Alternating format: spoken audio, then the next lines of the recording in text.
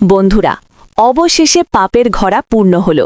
যেই দিনের অপেক্ষায় আমরা সবাই ছিলাম সেটাই ঘটল। ইন্দ্রাণী গাঙ্গুলি এবার নিজের হাতে দেবলীনাকে পুলিশের হাতে তুলে দিলেন। দেবলীনার কোনো নাটকই আর কাজে লাগল না। বিস্তারিত জানতে ভিডিওতে লাইক দিয়ে সাবস্ক্রাইব করে দেখতেই থাকুন। দেবলীনা শেষ মুহূর্তেও আন্টি আমি নির্দোষ বলে বাঁচার চেষ্টা করেছিল, কিন্তু কুসুম আর ইন্দ্রাণী মিলে তার মুখের উপর মুখোশটা টেনে ছিঁড়ে দিয়েছে। ইন্দ্রাণী স্পষ্ট জানিয়ে দিয়েছেন, ঈশানকে সবার সামনে অপমান করা থেকে শুরু করে ড্রিঙ্ক করানোর ফন্ডি সবই ছিল দেবলীনার সাজানো নোংরা খেলা। রসন এবং মীনাক্ষীও আর চুপ থাকেনি।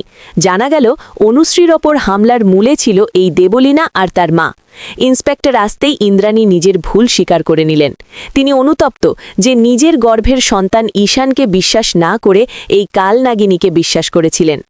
দেবলীনা আর তার মায়ের অ্যারেস্ট হওয়ার এই দৃশ্য দেখতে তোমাদের কেমন লাগবে কমেন্টে অবশ্যই জানাও, আর সাবস্ক্রাইব করো পরের আপডেটের জন্য।